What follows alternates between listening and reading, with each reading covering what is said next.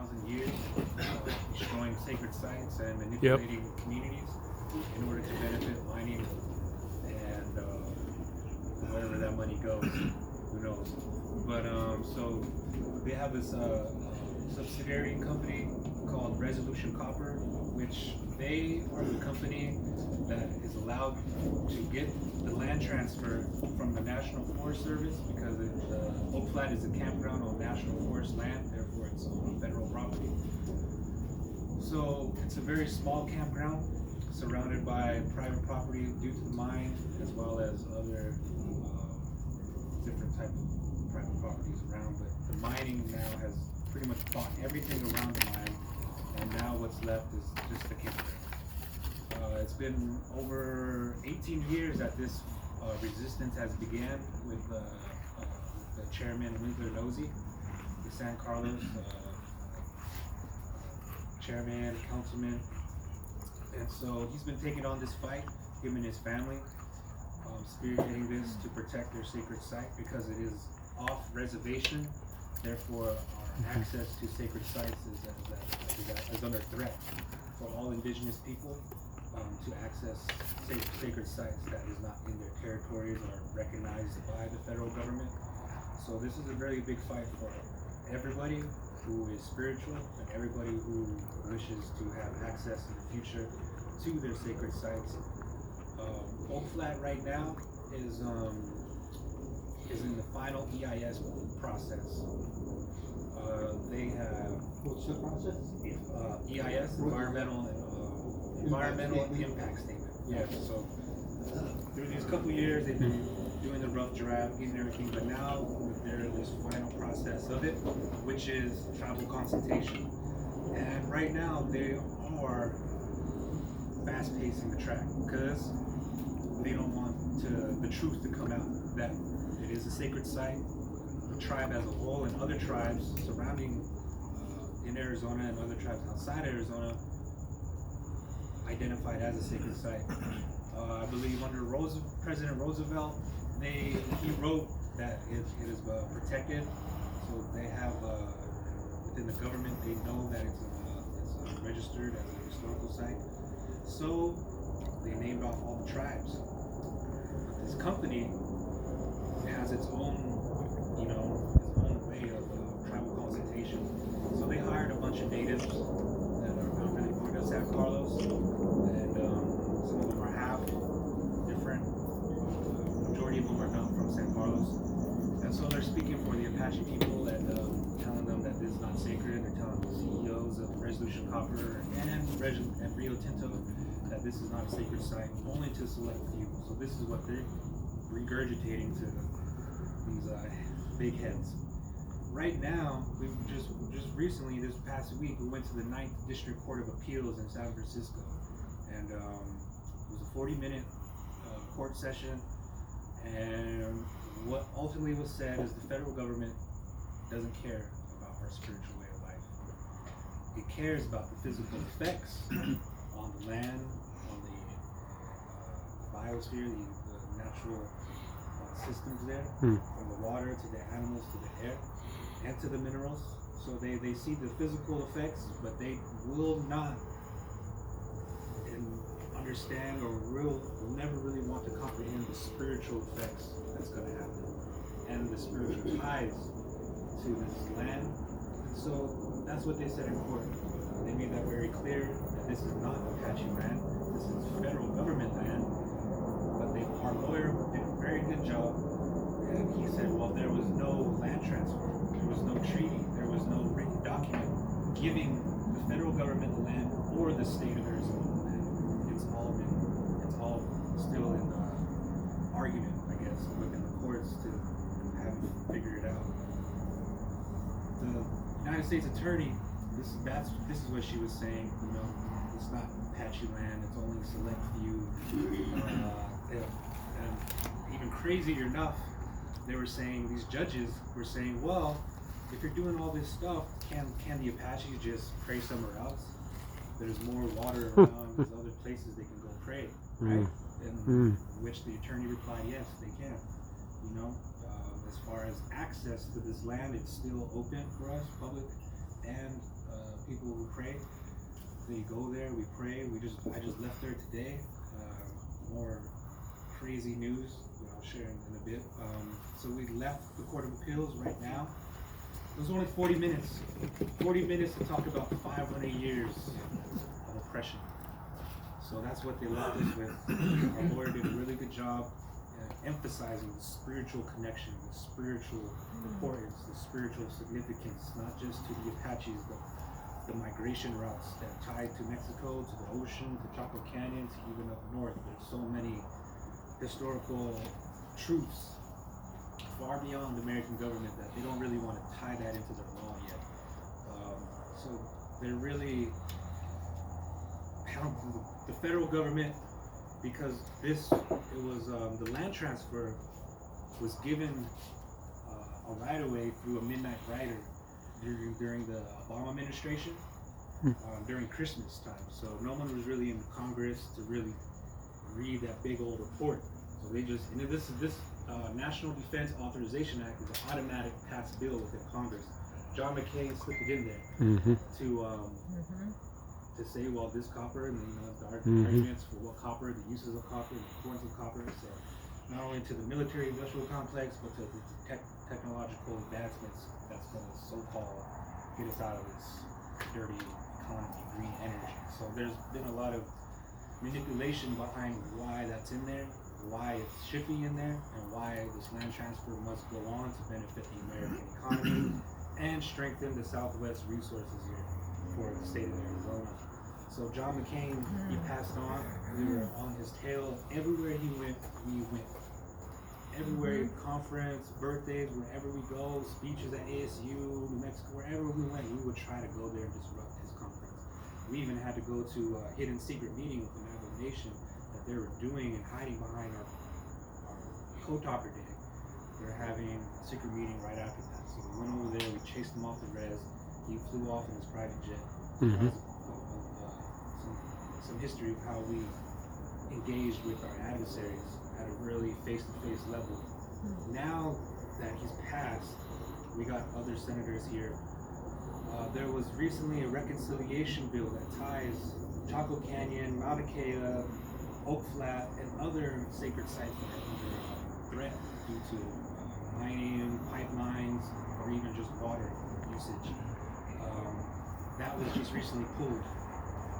So now the threat to protect sacred sites has got even heavier. So what we're waiting for now that we left the Court of Appeals, the next court is the Supreme Court, because what the Court of Appeals said, we can't do anything. It was Congress who allowed this, and it is going to be up to Congress to end it. So that's what the District Court of Appeals pretty much said. They identify that it's native land. It's not native land, it's federal government land. And they understood that with this land transfer is a permanent deal. So no matter if the final EIS is done or not, the land transfer is a guarantee. So this is what they're in the court, they were on record, they're saying this stuff. And now, since it's going to go to the Supreme Court, that's what we're trying to dissect what was said during this court and see how we could take this next chapter within this resistance and what is our language. So right now we need as many people to keep sharing, keep spreading the word for Oak Flat, and also the language that this sets precedence for all public land and all sacred sites that are in these colonial territories, and even the ones that are not claimed, that you're not going to have access to these. You're going to be trespassing. Even if you pray, you're going to be trespassing. And there's many statutes within our government that are supposed to protect individual sovereign tribal members. If we want to go to a sacred site, national forests, sometimes we can get in free. But a lot of the time, the people that work in these places, they don't even know our rights. They don't know about these things.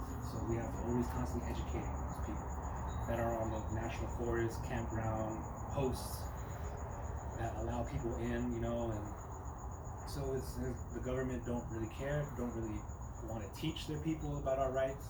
And so what's happening now with Oak Flat, just recently this week was a hate crime. This couple days ago, they destroyed our holy ground. It's a ceremony site, 4 crosses representing the 4 directions. In that is the universe, and that's so many things are tied to this with the Apache way of life and the cosmos and the earth, direction and healing.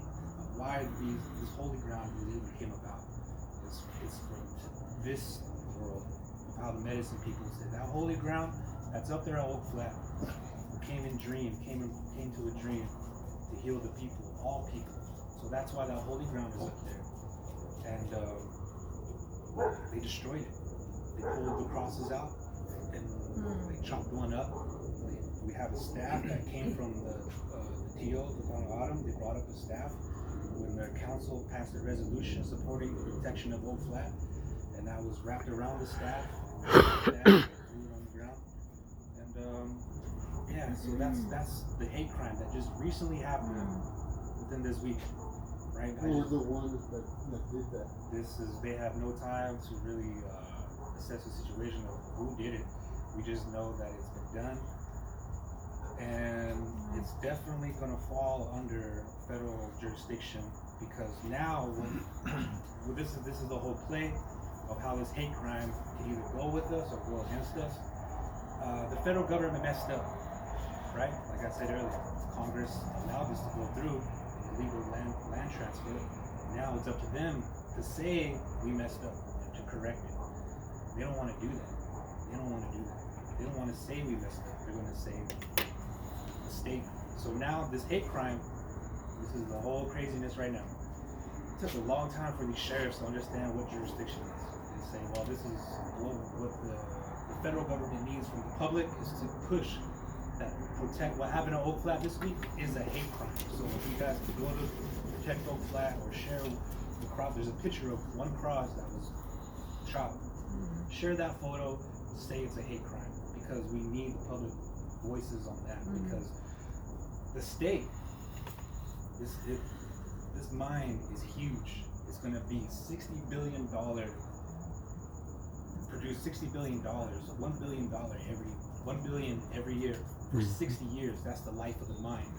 They're estimating that this mine is going to produce as much copper for 60 years, giving Arizona economy $1 billion each year, which is just a penny to what Arizona is really getting every year. It ain't nothing. It's about the water. That's what this mine is about. Resolution copper is tied with Gila River and is tied to the Little Colorado River. They have really dissected, with the help of John McCain and his teams at ASU and NAU, and I'm pretty sure U of A. They have really dissected water rights, indigenous water rights. And so this mine has definitely changed the reclamation water plants out here. They change a lot of what water they're using. Some of those come from Little Colorado, some of those come from Salt River, Gila River. Now they're saying, well, we got this aquifer over here from Oak Flat, all the groundwater. Let's use this water and pipe it down here. And so now we could use other water. You know, they're saying we can use this mining water. This water is sitting in tunnels down below. It's polluted, it's toxic. They're siphoning that water all the way down here, going to these water reclamation plants. From Chandler to Gilbert, Chandler, and these water plants feed all of the agriculture to what we drink and what we cook with sometimes. So that's the water that's going to be coming to these cities pretty soon. The mine tailings is going to be pretty close to I think Queen Creek or somewhere out there. So it's going to be pretty close to the valley. And the wind is going to be blowing. So it's just another big, and it's only going to be like an inch of liner under the waste that's going to be supposedly holding all the toxic up from the topsoil, so it won't seep down in the ground, which is lies. It's going to pollute. It's always going to pollute. So that's what they're trying to do right now. So our next step is Supreme Court. We need the public help to say what happened at Oak Flat this week is a hate crime. Right now, the National Forest Service, they're trying to get Pinal County, because it's in Pinal County, to say, well, this is a hate crime. But the state don't want to say that. Because if they say it's a hate crime, then the federal government and the state have to acknowledge that this is a religious, sacred site. They don't want to say it. So this is where they're going to dance around this hate crime and maybe prolong the investigation to where when the land transfer happens, it happens, and then they'll, who knows what they do with these cases. But I feel like the state and the federal government, and what happened within the appeals court of how they say this is federal land, this is not Apache land, they have access, but soon they'll be trespassing. So they're really not trying to acknowledge the spiritual significance and the spiritual effects that's going to happen when they destroy this place. And so this is where they're at. And how this hate crime now is going to be used as a tool to kind of either shut people up or to really have these guys stand with us or stand over here, or you guys just don't know what the hell's going on, which is what we got over here. They don't know what jurisdiction it falls under. I mean, you guys, it's on federal land, it's a hate crime, it's a federal offense. But the National Forest Services don't, I guess they have a process and they're going through that. Didn't they just say it was federal land? Exactly, right? Yeah, but it's just crazy, you know, these police, they hate us. I tell you that. They don't want us there. They don't really care about us. There's a sunrise ceremony, previous ceremony for a girl. We had an elder pass away, ceremony, and we tried to get an ambulance. The town right below the Oak Flat, they didn't want to send an ambulance. They called Globe, send an ambulance. Globe got mad at Superior. How come you're not sending an ambulance? It's just right there. We're like 20 minutes away. By the time they argued whatever, the person passed. It's too late. So that's how the Apache are being treated. That's how indigenous people there are being treated. The supporters are being treated. The ones who are not, who are living in these towns, they're being threatened. The intimidation right now. We've been shot at. We've been threatened. You know, we've been followed. A lot of this is not public due to we don't want the public to make another Standing Rock, because this is a spiritual fight. A lot of people don't understand. So this is, now that this hate crime has been publicized publicly, this is what we ask. We want people to share that message that this is a hate crime and to send it to the representatives and senators here in Arizona, contact them and to say, hey, what happened at Oak Flat is a hate crime. This is a federal offense, and so we need your help to push that message as far as you can to reach those ears of the so-called leaders of the state. The tribe is going to start getting their lawyers and attorneys to really start pushing for the hate crime and to really because some people are not there. That ceremony connects not just the Western Apache, but a lot of Apaches. So now that this hit public, we got a lot of pissed off Apaches right now. So the numbers are strong. It's just getting our language together to fall under one message. You know, what is this message? And so that's what we're trying to understand. This is what's happening. And Supreme Court is the next stop. Right now, the Court of Appeals are still making their decision of whatever they did. And of course, they're going to say it's not up to us, it's Congress's. So that's I'm predicting what they're going to say. We don't have no judgment. We passed it on to the Supreme Court. I feel, And that's not too hopeful. That's not too hopeful either.